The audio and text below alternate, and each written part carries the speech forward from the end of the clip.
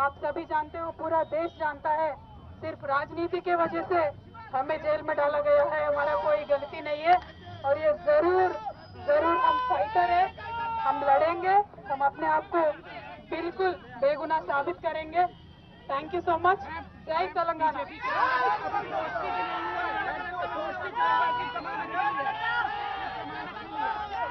ఎవరి గురించి చెప్పే అవసరం లేదు, మనము నేను తెలంగాణ బిడ్డను, నేను కేసీఆర్ బిడ్డను, నేను తప్పు చేసే ప్రసక్తే లేదు.